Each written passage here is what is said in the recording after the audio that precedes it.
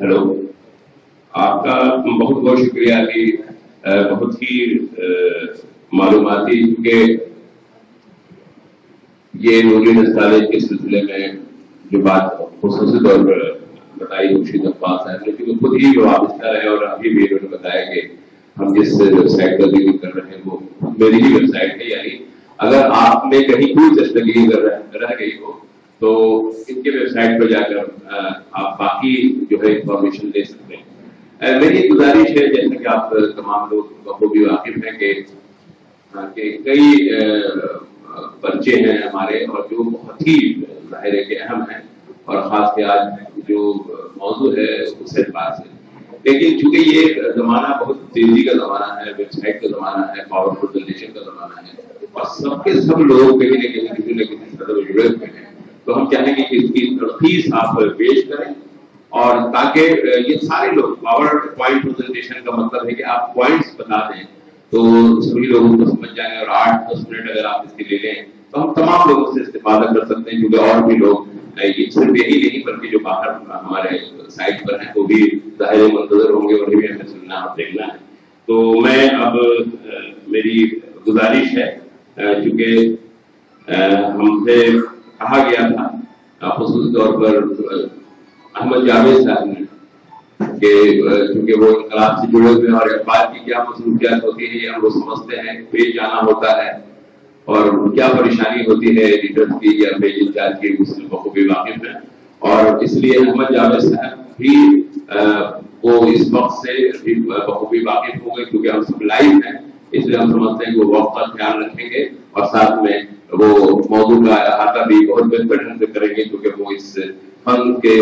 خود ہی ماہر، جیسا کہ ابھی بھی آپ نے دیکھا بھی کہ وہ کس طور پر پاور پوائنٹ پریزنٹیشن کا جہاں معاملہ تھا اسے آپ تک پہنچانے کے سلسلے میں انہوں نے بڑی مدد کی ابھی، اور احمد جاوید صاحب جب تک اپنے آپ کو ٹھیک ٹھاک کرنے کی کوشش کر رہے ہیں، میں ان کے حوالے سے یہ بتا دینا چاہتا ہوں کہ دلی سے لے کر یہاں تک انہوں نے خصوصی طور پر اردو کے ویب سائٹ کے لیے یا اردو کے جو برقی رسائل ہیں اس کے لیے کافی کام کیا ہے اور تجربے کرتے رہتے ہیں۔ خصوصی طور پر دیکھیے ایک معاملہ بہت اہم ہے، اور وہ معاملہ یہ ہے کہ ہم بھلے اردو کے رسالے کی بات کریں، اردو ادب کی بات کریں، لیکن جب تک ہم اردو سیکھیں گے نہیں تب تک ہم کیسے اردو کا فروغ کر سکتے ہیں۔ جاوید صاحب کی اس سلسلے میں بہت اہم بھومکا رہی ہے، بہت اہم رول رہا ہے۔ میں ان سے گزارش کر رہا ہوں کہ وہ اپنا پریزنٹیشن کریں۔ جناب احمد جاوید۔ انٹرنیٹ کے آنے سے یہ الگاؤ ظاہر کہ زیادہ ہے تو ہم زیادہ محسوس کرتے ہیں، لیکن میں نے یہ بات کہی اصولی طور پر کہ یہ دراصل کوئی تہذیبوں پر تصادم کی جنگ نہیں ہے۔ دراصل ہم جس ٹرین میں سوار ہیں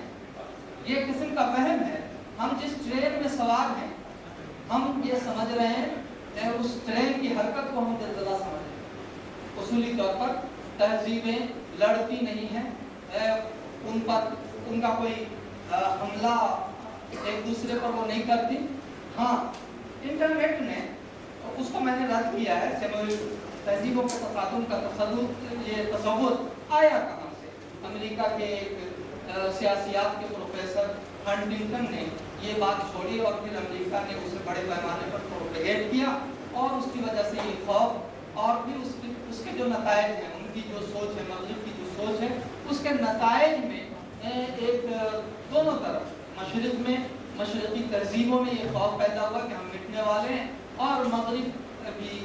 کو لگتا ہے کہ نہیں یہ تہذیبی طور پر، اور اس کو خاص طور سے سمیٹ کے وہ اسلام اور مغرب کی جنگ میں انہوں نے محدود کر دیا، جو صحیح بات ہے۔ میں نے آگے یہ کہا اور مثالیں دی ہے کہ جنگوں کے لیے الگ اور لڑنے کے لیے الگ الگ تہذیبوں کا ہونا ضروری نہیں ہے۔ دو عالمی جنگیں، عالمی جنگوں کی مثال ہے کہ دو عالمی جنگیں ان لوگوں نے لڑی جو ایک ہی تہذیب کے ماننے والے تھے، بلکہ ایک ہی مذہب پر وہ فخر کرتے تھے۔ عالمی جنگوں کے جو ہیرو تھے وہ سب کے سب ایک ہی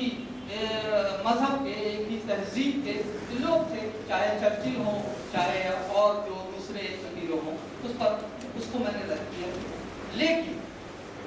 دوسری طرف تصویر کا دوسرا رخ یہ ہے کہ آج انسانی قدریں واقعتاً ہر لمحہ بدل رہی ہیں. ہماری ضرورتیں، ذوق، ترجیحات نت نئی کروٹیں لے رہی ہیں اور دنیا کی کئی زبانوں کو اپنے وجود کی بقا کا مسئلہ درپیش ہے. پرانی اصطلاحات و لفظیات دم توڑ رہی ہیں، محاورے شکست و ریز سے دوچار ہو رہے ہیں، تشبیہات و استعارات مفاہیم کھو رہے ہیں اور دور جانے کی ضرورت نہیں. خود وطن عزیز اور بر صغیر میں یہ تصویر کا دوسرا ایک طرف تو یہ ہے کہ ایک طرف خوف ہے، ڈر ہے. یہ تصویر کا یہ دوسرا رخ ہے کہ یہ وہ ڈر اور وہ یہ جو ہے اس کی کوئی اصل نہیں ہے، وہ دراصل وہم ہے. ایک طرف ہم نے یہ کہا، دوسری طرف میں حقیقت یہ جو ہمارے سامنے نظر آ رہی ہے، جن لوگوں کو تہذیب اور ثقافت کا فرق جن لوگوں کے ذہن میں ہے وہ سمجھ سکتے ہیں کہ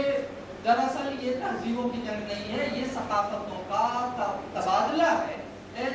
جس کی رفتار انٹرنیٹ نے تیز کر دی. اور اس تحرک کو، اس تفاعل کو اور اس تیزی کو ہم اگر جلزلہ سمجھ لیں تو ایسا ہی ہے کہ جیسے ہم ٹرین میں بیٹھ کے سفر کر رہے ہیں یا آگے بڑھ رہے ہیں اور ہم اسے یہ سوچیں کہ یہ اب اگلے لمحے پلٹنے والی ہے یا ہم تباہ ہونے والے ہیں، کوئی جلزلہ آ رہا ہے. ایسا نہیں. میں یہ اس کی مثال ہے، دور کہاں جائیں خود بر صغیر اور وطن عزیز میں دیکھیں ایک کونے کی ثقافت، کھان پان، ناچ گانے، ملبوسات اور تیج تہوار ملک کے دوسرے کونے میں پہنچ گئے. گجرات کا گربا بہار پہنچ گیا، بہار کا چھٹ مہاراشٹر میں اپنی بہاریں دکھانے لگا. لاہور اور کراچی کے ملبوسات دہلی اور بمبئی کے بازاروں پر تو چھائے، تو کیا چھائے. یہ اب دور دراز بہار اور بنگال کے دور دراز گاؤں میں بھی اس طرح استعمال کیے جاتے ہیں کہ کسی کے وہم و گمان میں بھی نہیں آتا کہ یہ چیزیں پنجاب یا سندھ یا راجستھان کا فیشن ہے. مواصلاتی ذرائع کی ترقی نے ان کو ایک نئی قسم کی ثقافتی دھاگے میں پرویا ہے. زبان و ادب جو کسی بھی ملک و قوم کی تہذیب و ثقافت کا ایک اہم عنصر اور طاقتور حصہ ہے،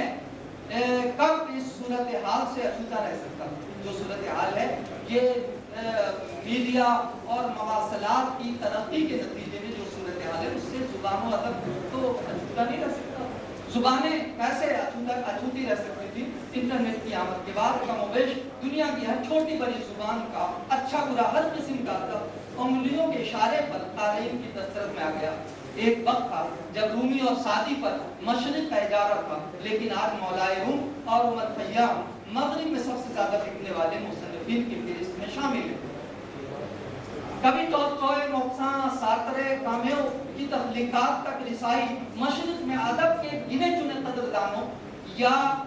مٹھی بھر طلبہ اور اساتذہ تک تھی، لیکن آج یہ ہر کس و ناقص کے اختیار میں ہے. ابھی کل کی بات ہے جب آپ عبداللہ حسین، ممتاز مفتی، مستنصر حسین تارڑ اور رضیہ بٹ کی تازہ تخلیقات کو بھی آسانی سے نہیں پڑھ سکتے تھے، یا کنٹرول لائن کے اس پر شوکت یاد، سید محمد شرف، جوقی، غضنفر اور آپ جتنا بھی نام لے لیں، یہ تک کتنے لوگوں کی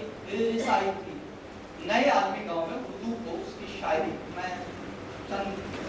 منٹ اور دوں گا کہ اب اس زمانے میں جب دنیا ایک گاؤں ہو گئی اور اس میں انٹرنیٹ نے سب کی رسائی ایک دوسرے تک آسان کر دی اور یہاں مقابلہ بھی بڑا سخت ہے،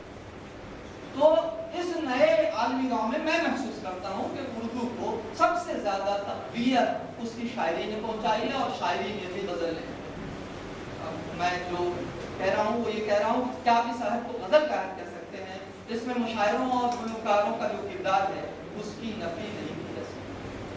ٹیکنالوجی کی غیر معمولی ترقی کے زیر اثر نغمہ و موسیقی کی دنیا ناقابل تصور انقلابات سے گزر چکی ہے، لیکن غزل کی کشش اور اس کی مقبولیت میں کمی نہیں آئی. اگر کوئی فرق آیا ہے تو صرف یہ کہ ایک زمانہ تھا جب قوالوں اور گلوکاروں یا خود شاعروں کو سننے کے لیے محفلیں سجتی تھیں، لوگ خاص مواقع کا انتظار کرتے تھے، سفر کی زحمتیں برداشت کرتے تھے، جبکہ اب کی بورڈ اور ماؤس کی صرف ایک کلک پر محفلیں سج جاتی ہے. یہ فرق آیا ہے. یہ اسی طرح تاریخ کا ایک مخصوص محدود حلقہ ہوتا تھا جن تک آپ اخبارات اور رسائل کی مدد سے پہنچ سکتے تھے، لیکن انٹرنیٹ کی شکل میں اب آپ کے پاس ایک جامع جہان نما ہے और साइबर स्पेस में वेबसाइट के अरबों सफात हैं। सैटेलाइट चैनलों, यूट्यूब और दूसरी वेबसाइटों की बदौलत हम जब चाहते हैं अपनी खलवतगाहों में नामी गिरामी शायरों और गुलकारों के साथ गजल की महफिलें आरास्ता कर लेते हैं। इत्तलाती टेक्नोलॉजी के इंकलाब के बाद स्टेज हो या गुलकारी हाईटेक होती चली गई, जिसके ये एक और पॉइंट है, इस पर आप गौर करें, हाईटेक होती चली गई, जिसके मुस्बत और मुनफी दोनों पहलू हैं। हाईटेक जब हुआ है तो बहुत शिकस्त और रेत हुए हैं, बदलाव आए हैं, इसके दोनों पहलू हैं। दोनों तरह के असरात गजल गोई और गजल गाई पर मुरतब हुए, लेकिन इसी के साथ उसे क़ारीन और साइमीन का एक वसीता हल्का मैसर आया। और जो असल पॉइंट है वो ये मैं कह के आपसे माजरत करूँगा कि इस वाक़े का एक और पहलू है, वो ये है कि सूफी मौसीकी, खानी शायरी और गज़ल के असल किरदार की वापसी शुरू हुई। जब इंटरनेट पर आ गए, जब चैनल्स पर आ गए और आपकी अपनी पसंद, तो एक बड़ा तबका मयारी शायरी, मयारी इरफानी शायरी, लोकगीत और दूसरी चीज़ों का भी कंज्यूमर है। अब आज के ज़माने में उसे कंज्यूमर ही कहिए, ये बाज़ौक़ लोग हैं। तो उसके नतीजे में क्या हुआ कि दुनिया में एक बड़ा इनकलाब वापसी का हुआ, पुरानी चीज़ें वापस आ रही हैं, लोग मीर और गालिब को रिवाइव कर रहे हैं, फिर से पढ़ रहे हैं। तो मैं ये कह रहा हूँ कि आज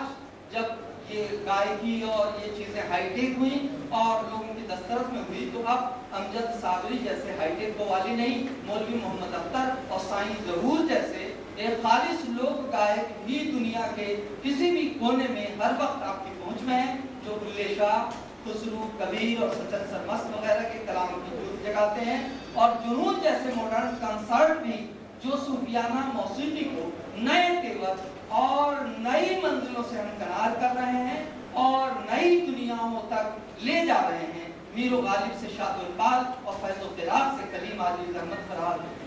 बशीर बदर और वसीम बरेलवी तक कौन है जो गज़ल के बाज़ौक़ शामीन और क़ारीन की दस्तरस से दूर है। लेकिन इसका अगला पहलू, इस तस्वीर का दूसरा रुख ये है कि सैलाब के साथ फशोफाशात भी बहुत आ रहे हैं। तबादुशात के जदीद सहूलियात का इस्तेहसाल अगर किसी ने सबसे ज्यादा किया है तो वो उर्दू के शोरा उद्वा हैं। तारीन और सामीन पर चौतरफा से तरफा क्या हजार तरफा यलगार है, और उस यलगार से बचने के लिए आपको इंटरनेट अगर आप इस्तेमाल करते हैं तो उसकी तकनीक से भी वाकिफ होना होगा। आप उसकी उस पर रोकने की आप सलाहियत आपको खोजनी होगी। और मैं एक पहलू और भी जिक्र करता हूँ, जिक्र है कि ज़रूरत ये है कि हम ज़्यादा से ज़्यादा उर्दू की जो वेबसाइट्स हैं वो बहुत कमज़ोर हैं। जैसे मकाला निगार हज़रात मैं जानता हूँ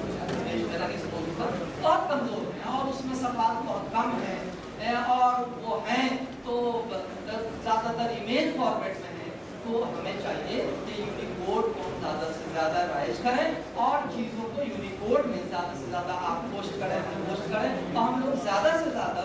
जो या तो नए नए ऐप्स आ गए हैं, आप कंप्यूटर क्या आप अपने मोबाइल के ज़रिए भी ये काम कर सकते हैं। जिसकी ज़रूरत ये है कि इस तकनीक को आप जानें, इसे फरोग़ दें, इसे सीखें। और मैं आखिरी जुमला ये कहूँगा कि कल किस जुबान का मुस्तक़बिल जिसको हम जंग समझ रहे हैं, जिसको हम यलगार समझ रहे हैं, जिसको हम तहज़ीबों की जंग समझ रहे हैं, उस दुनिया में अगला कल जो है उसी का है जो इस तकनीक को ज़्यादा से ज़्यादा इस्तेमाल करेगा। इसलिए अब दुनिया धीरे धीरे पेपरलेस होने वाली है और जब पेपरलेस दुनिया हो जाएगी तो आपको वही जाना पड़ेगा, वही आपको तलाशेंगे। इन्हीं अल्फाज के साथ बहुत शुक्रिया। बहुत शुक्रिया। बहुत